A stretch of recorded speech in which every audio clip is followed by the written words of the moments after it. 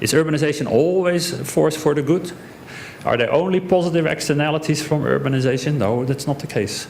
In many countries in the past, and I think Singapore is clearly not the case, an example like that, people have to some extent resisted urbanization. They didn't want people from the rural areas to migrate to the urban areas, so they put up some type of resistance by not helping them with housing, not providing service delivery.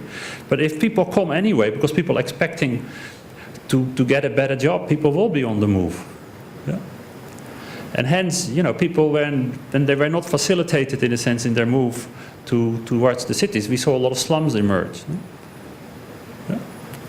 And hence, if urbanization is poorly managed, we see slums emerging.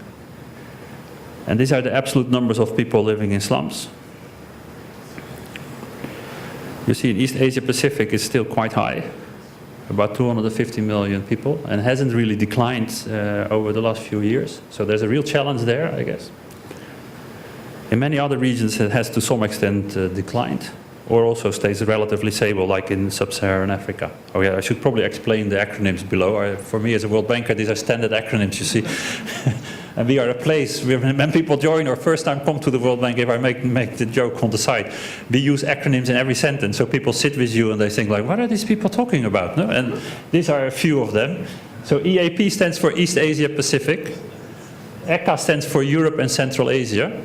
And Central Asia includes, in a sense, in the bank all the stans, so Kyrgyzstan, Tajikistan, Kazakhstan.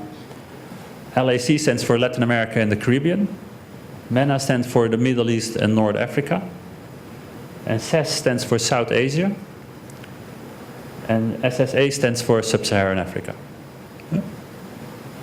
And you see that actually from your region, the highest numbers are of slum dwellers. But again, this is of course to some extent a definitional issue maybe, but certainly.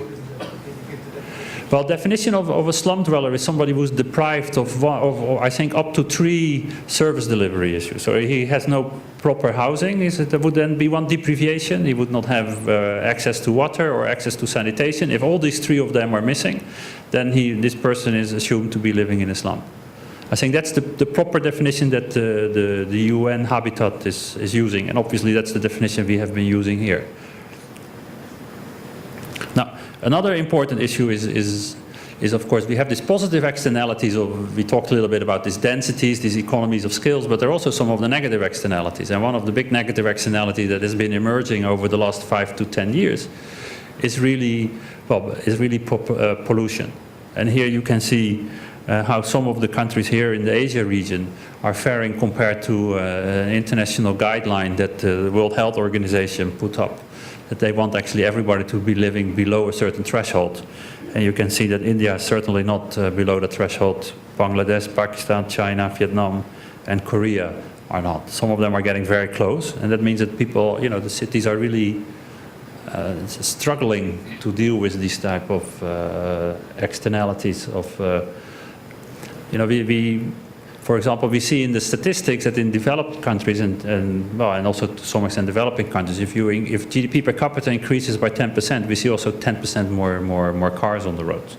So there's a very strong link that people want their individual freedom, I guess, or the individual sitting in the car, and this happens also, of course, in urban areas. So one of the ways that the report talks about how do we tackle some of these connectivity issues is really to look also, of course, at infrastructure for roads. You will still need to have it, you need to provide it, because if people want to live in driving cars, it's going to be very often tough to stop them, but you can put, of course, some taxation policies in place through the uses of fuel, to extra fuel taxes, or have taxes higher so that people get the disincentives.